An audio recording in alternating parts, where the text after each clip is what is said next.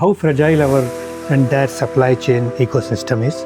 People are becoming more and more robust from self-management point of view. And the beauty is, you want to do improvement, you do something today, you're able to see the result tomorrow.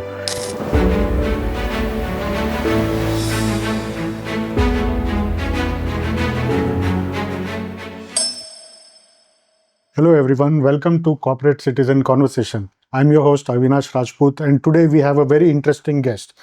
Today we have Jayanand Kaginalkar, who's a Enterprise Supply Chain Director, Enterprise Supply Chain at 3M India Limited. So sir has 18 years of experience at 3M and has led strategic planning, lean transformation in supply chain innovation and multiple countries in Asia. In this conversation, we'll dive deep into his experiences, journey, and insight about supply chain management and a lot that he has to tell us. So, welcome, sir. Welcome to our. Thank you for having me here. Yeah. So, you've been with 3M for over 18 years. That's true. Looking back, what's been the most transformative moment of your career journey? Okay. So, 3M India, I have been working for almost 18 years, as you said. I started 3M as a plant manager, and across the years I've seen my career going into different directions, and currently I take care of the entire manufacturing and supply chain. But one of the most rewarding assignments that I always see is the roles of a plant manager, because one is you are very deeply connected with people in the plant, you are deeply connected with product processes, and the beauty is, you want to do improvement, you do something today, you're able to see the result tomorrow.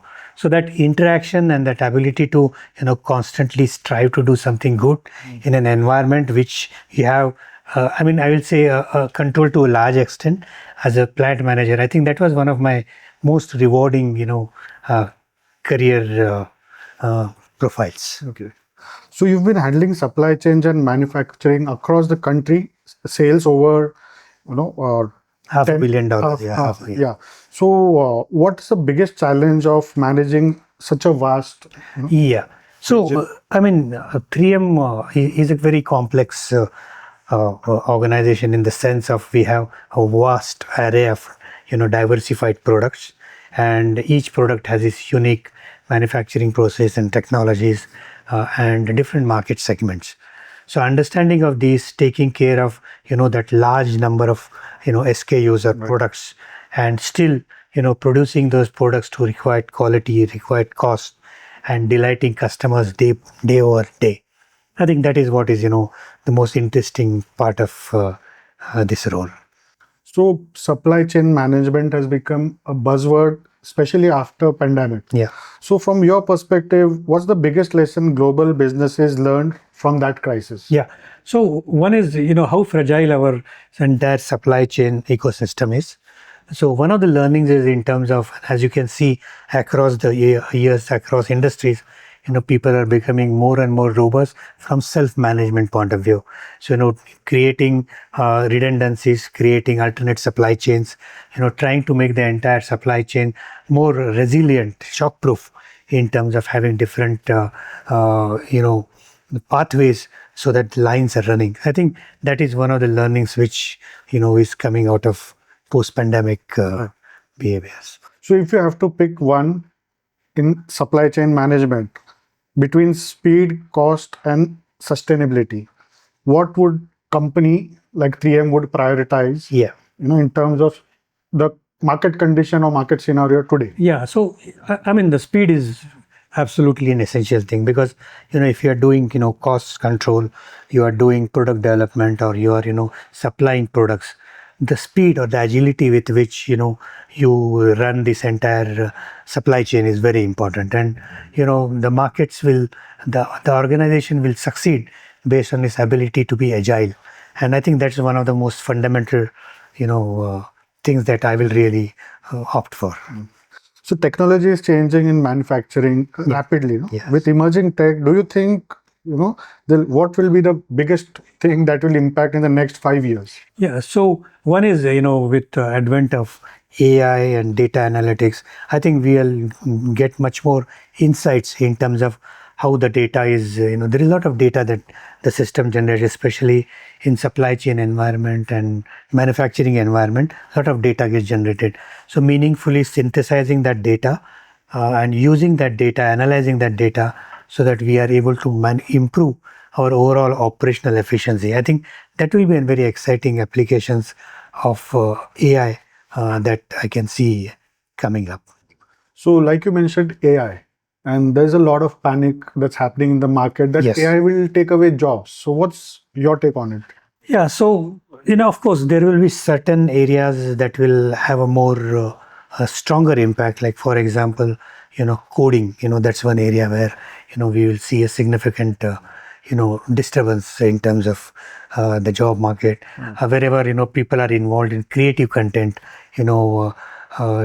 Software like ChatGPT and all others, they are able to do that much more efficiently. So there are areas where we will have those impacts, but at the same time, you can also see the range of new opportunities that are opening, where intersection between application and AI, and I think that's an area where a lot of talent is required. I mean, today we have a dearth of that talent, understanding and operating in that space.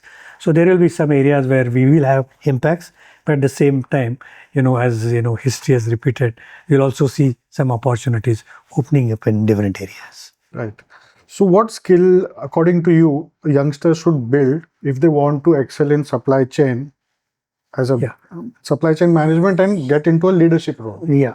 So, I mean, one is supply chain. Again, it's very dynamic field, and ability to keep abreast of the things, new things that are happening, continuously working on it, continuously evolving on it, and that is one of the primary requirements.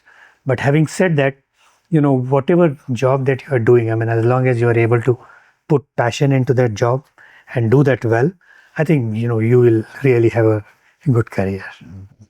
So, you've worked across India, Singapore, Brazil, and more. So, how does cultural difference affect? Oh, that's very interesting. So let me start with Brazil. Now, Brazil, the way people work in Brazil, I mean, they have a very healthy attitude to life. Their single motto is, enjoy life to the best possible extent, and you can see, it coming into their culture. All that, samba and all, yeah, and all those carnivals and all that. So it's very boisterous and very happy country. Right, right. When I go to Singapore, Singapore is again very rigid. It's rule bound.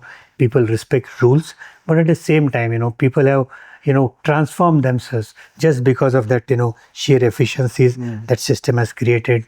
We have seen a lot of people, caliber of people that is bringing Singapore that transformation. India, I mean, I'll say on one side it is chaotic, but at the same time there are so many growth opportunities which keep emerging, and especially on the entrepreneur sector. I mean, there is so much of entrepreneurial activity happening. So that's very interesting. So different countries and different takes. Okay. So, what's one of the common misconception about supply chain manufacturing? That you would like to debunk, that people assume it differently. Yeah, so I think one of the things what typically the way people perceive supply chain is the last part of the value chain, and it is something that is just required for to get the job done. It's more like logistic. People. Yeah, it's more like logistics. But supply chain is much more than that. And I think if I want to correct that perception, I would like people to start thinking of supply chain as one of the most strategic tools to succeed in the business or succeed in the marketplace. So if we are able to use that supply chain and the power of supply chain strategically, that can transform businesses. And like AI playing a major role in data collection and everything. Yeah. So how important would human role be in still managing the? Oh yeah, of course. I mean, you can't really eliminate human roles, and especially in manufacturing, it's a highly labor-intensive processes. There will be some automation, some data analytics, but finally, the key decision makers are that's what will drive this thing. So I really don't see. Yeah, of course, there will be some areas which will get impacted because of automation, but the quality and caliber of people that we continue to require, both in manufacturing and supply chain, will be there. So, as an enterprise supply chain director, this is for young viewers. Yeah. So, what exactly do you start your day with, and how critically you examine the day-to-day work, and Okay. do you believe in micromanagement? Okay, so first of all, let me answer your last question. I can't, do micromanagement. So, I mean, today, if you see the overall sales of 3M India is 4,400 crores last financial year. So, even if I want to, it's just impossible. So, which brings it to the next logical level of having very competent people as a part of your team. Overall, giving a general direction in terms of where we want to go, empowering teams, ensuring that the teams have a right kind of resources, and then motivating them to perform. I think that's the role, which is what is needed, and that's what I would like to keep playing day by day. So, you spoke about motivation. So, it's about motivating the team and people in charge. Yeah. So, that's about team management. Yes. How do you keep yourself motivated? Okay. So one is, I mean, I love manufacturing and supply chain, so it's intrinsic. So the fact that I'm in the area which I love, that itself is a big reason for me to be motivated. What really excites me is the ability to, get the next day better than the previous day. The philosophy of continuous improvement. So every day, what I am doing or my supply chain is doing is one step better than the previous day. I think that is what is really exciting piece of it. So, if not at work, what do you generally do? Oh, I love reading. I sometimes binge watch, so heavily into serials. But reading is what something relaxes me. Amazing, amazing. Thank you so much. Thank you. Thank you for watching Corporate Citizen Conversation. I'm your host, Avinash Rajput. I'll be back with the next episode. Thank you.